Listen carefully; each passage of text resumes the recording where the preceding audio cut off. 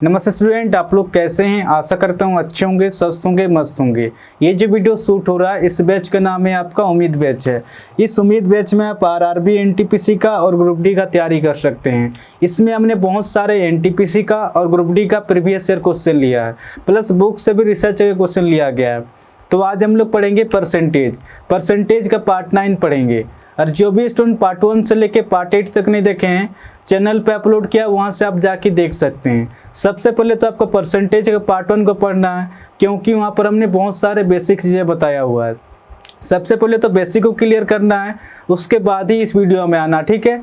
तो बिना देर के क्वेश्चन को सोल्व करते हैं।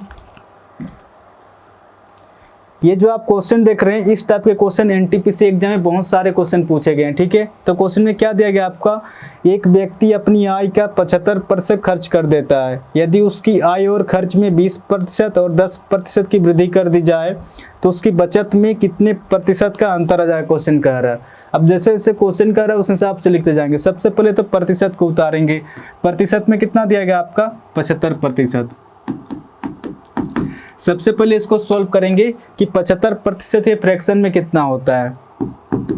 जब भी प्रतिशत को हटाएंगे 100 से भाग देंगे, 25 दिया 75, 25 चौके 100, 3/4 निकल के आ रहा। और फ्रैक्शन में जो होता है नीचे उलाटा हमेशा ओरिजिनल लाटा होता है। इसके ऊपर चेंजेस होता है, इसके ऊपर बढ़ता भी है, इसके ऊपर घटता भी है।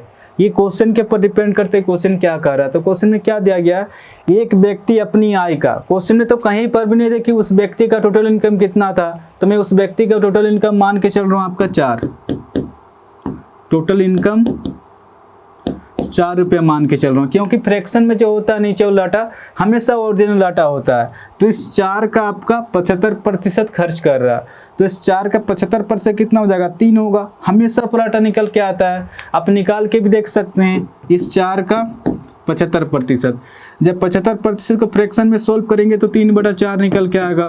4 से 4 कट जा रहा, 3 निकल के आ रहा। आप देख सकते हैं यहाँ पर भी 3 है और यहाँ पर भी 3 है, यानी कि इस 4 का 75% खर्च कर रहा है। तो इस 4 का 75% कितना हो जाएगा, 3 होगा। हमेशा पराठा निकल के आता है, यानी कि 3 रुपया वो खर्च कर रहा। यानी कि 4 रुपये में अगर 3 रुपये खर्च कर रहा तो बचत कितने की कर रहा है आपका, 1 रुपये की बचत कर रहा। उस व्यक्ति का टोटल इनकम कितना आपका 4 रुपया है, और खर्च कितने की कर रहा है आपका, खर्च आपका 3 रुपये की कर रहा। बचत कितने की हो रहा है आपका, बचत हो रहा आपका 1 की हो रहा। आगे क्वेश्चन क्या कह रहा, यदि उसकी आय और खर्च में 20% और 10% की वृद्धि कर दी जाए। इनकम में 20% की वृद्धि और खर्च में 10% की वृद्धि। इनका इनकम कितना निकल के आ रहा, 20 चौक के 80, यानी कि 80 रुपया उसको एक्स्ट्रा मिल रहा है। उसमें से खर्च भी हो रहा है, खर्च कितना हो रहा है आपका 10 या 30, यानी कि 30 रुपया खर्च हो रहा है। अगर 80 में से अगर 30 रुपया खर्च हो रहा तो बचत कितने की हो रहा है आपका, 50 की हो रहा। जैसे कि इस 3 के साथ यहाँ पर 10 की गुना हुआ तभी जाके ये 30 आया है।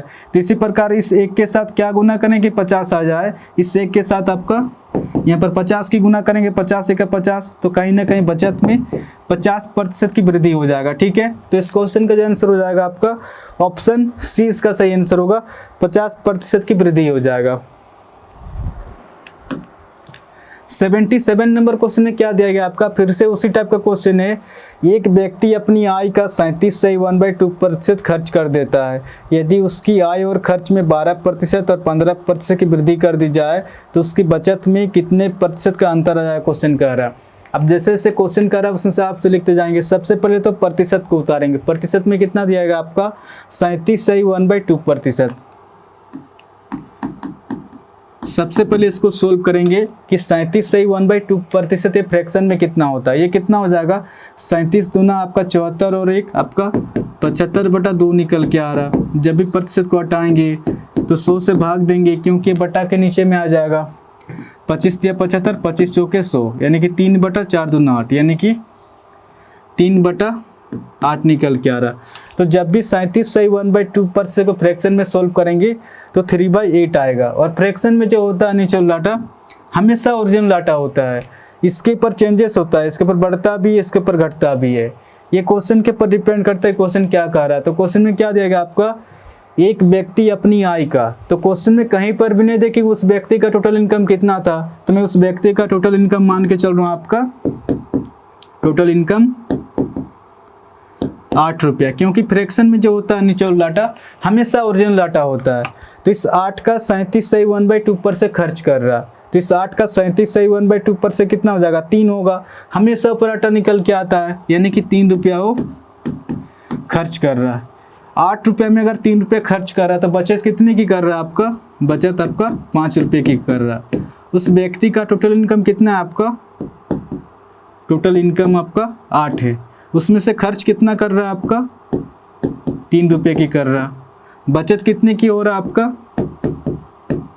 5 की हो रहा है। आगे क्वेश्चन क्या कह रहा है आपका, यदि उसकी आय और खर्च में 12% और 15% की वृद्धि कर दी जाए, इनकम में आपका 12% की वृद्धि और खर्च में आपका 15% की वृद्धि कर दी जाए, तो उसका टोटल इनकम कितना निकल के आ रहा है आपका 12/8 है आपका 96 रुपया उसको एक्स्ट्रा मिल रहा है। उसमें से खर्च भी हो रहा है, खर्च कितने की हो रहा है आपका 15 45 रुपया खर्च हो रहा है। 96 में अगर 45 माइनस करेंगे तो कितना हो जाएगा आपका 51 आ रहा है, ठीक है। जैसे कि इस 3 के साथ यहाँ पर 15 की गुना हुआ है, इस वजह से यहाँ पर 45 निकल के आ रहा। तो इसी प्रकार इस 5 के साथ क्या गुना करें कि 51 आ जाए, यहाँ पर पॉइंटों में कैलकुलेशन होगा, ठीक है। अगर क्वेश्चन में अगर इस तरह से रहता 51/5 रहता तो 5 से 5 कट जाता है, 51 निकल के आएगा, तो कहीं ना कहीं बचत में 51/5% की वृद्धि हो रहा है। अब इसको सोल्व करेंगे 51/5, जब 51 को 5 से भाग देंगे तो कितना आंसर निकल के आएगा आपका 10.2%, ठीक है। तो इस क्वेश्चन का जो आंसर हो जाएगा आपका ऑप्शन सी इसका सही आंसर होगा। आपका 78 नंबर क्वेश्चन में क्या देगा आपका, एक व्यक्ति जिसकी आय 13,500 रुपया है वह अपनी आय का 9,000 रुपये खर्च कर देती है। यदि उसकी आय और खर्च में 14% और 7% की वृद्धि कर दी जाए तो उसकी बचत में कितने प्रतिशत का अंतर आ जाएगा, क्वेश्चन कह रहा है। अब जैसे जैसे क्वेश्चन कर रहा है उस हिसाब से लिखते जाएंगे। तो क्वेश्चन में क्या दिया गया है, एक व्यक्ति जिसकी आय 13,500 रुपया है, एक व्यक्ति जिसकी आय 13,500 रुपया है, उसमें से वह 9,000 रुपये खर्च कर रहा है, ठीक है। ये आपका इनकम है और ये आपका खर्च है। सबसे पहले तो डाटा को काट के छोटा करेंगे, सबसे पहले फ्रैक्शन में निकालेंगे, ठीक है। 2 0 से 2 0 कट जाएगा, ये आपको 15 से कितना पे जाएगा, 15 से ये 6 पे जाएगा, ठीक है, और 15 से ये 9 पे जा रहा है। फिर से कटेगा ये 3 दूना 6, 3 तिया 9, यानी कि ये इनकम निकल के आ रहा और ये खर्च निकल के आ रहा, ठीक है, 2/3 निकल के आ रहा। ये आपका खर्च निकल के आ रहा था, ठीक है, और ये आपका इनकम निकल के आ रहा था। उस व्यक्ति का टोटल इनकम कितना निकल के आ रहा है आपका 3 रुपया निकल के आ रहा, उसमें से खर्च हो रहा आपका 2 रुपये की खर्च हो रहा। अगर 3 में से अगर 2 रुपये खर्च हो रहा तो बचत कितने की हो रहा आपका 1 रुपया का, यानी कि बचत आपका 1 रुपये का हो रहा। आगे क्वेश्चन क्या कह रहा है आपका, यदि उसकी आय और खर्च में 14% और 7% की वृद्धि कर दी जाए, इनकम में आपका 14% की वृद्धि और खर्च में आपका 7% की वृद्धि, तो ये कितना निकल के आ रहा 14 तिया 42, यानी कि 42 रुपये का उसको एक्स्ट्रा मिल रहा है।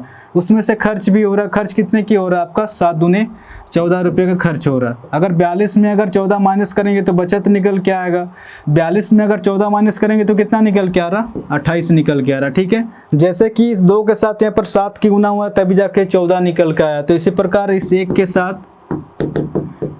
के साथ यहाँ पर क्या गुना करें कि 28 आ जाए, तो इस 1 के साथ यहाँ पर 28 की गुना करेंगे, 28 का 28, तो कहीं ना कहीं 28% का वृद्धि हो जाएगा। तो इस क्वेश्चन का जो आंसर हो जाएगा ऑप्शन ए इसका सही आंसर होगा। आपका 79 नंबर क्वेश्चन में क्या देगा आपका, एक उम्मीदवार जिसे 30% अंक प्राप्त होते हैं 5 अंकों से फेल हो जाता है, जबकि एक अन्य उम्मीदवार जिसे 40% अंक प्राप्त होते हैं और पास होने के लिए आवश्यक न्यूनतम अंकों से 10 अधिक अंक प्राप्त करता है, तो पास होने के आवश्यक न्यूनतम अंक क्या होंगे, क्वेश्चन कह रहा है।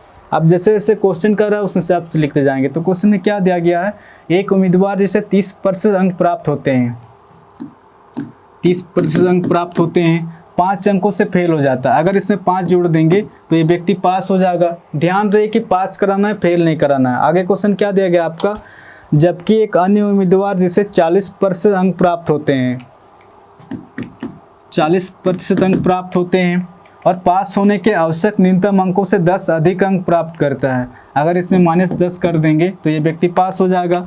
ये भी पास है, ये भी पास है, ठीक है। अब इसको सोल्व करेंगे, प्रतिशत वाला सबको एक साइड लेके आएंगे और नंबर वाला सबको एक साइड लेके आएंगे। ये -10 से बराबर के इधर आएगा तो ये प्लस हो जाएगा।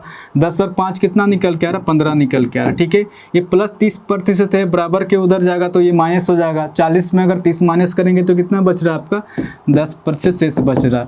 यानी कि 10% 15 नंबर के बराबर निकल के आ रहा। हमें तो 30% का आटा चाहिए। 30% का आटा जो भी निकल के आएगा, ये व्यक्ति 5 नंबर से फेल हो रहा था, 5 जैसे ही जोड़ेंगे ये व्यक्ति पास हो जाएगा, ठीक है।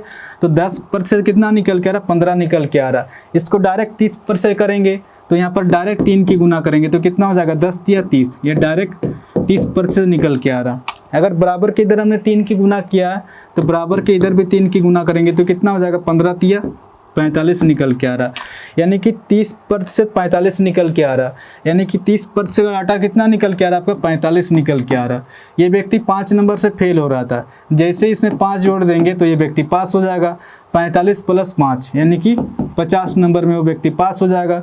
इस क्वेश्चन का जो आंसर हो जाएगा आपका ऑप्शन बी इसका सही आंसर होगा।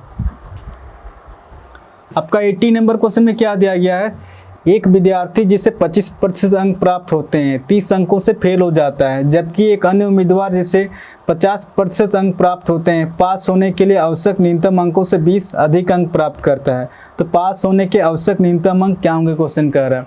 अब जैसे जैसे क्वेश्चन कर रहा है उस हिसाब से लिखते जाएंगे। तो क्वेश्चन में क्या दिया गया है, एक विद्यार्थी जिसे 25% अंक प्राप्त होते हैं, 25% अंक प्राप्त होते हैं 30 अंकों से फेल हो जाता है। अगर इसमें 30 जोड़ देंगे तो ये व्यक्ति पास हो जाएगा।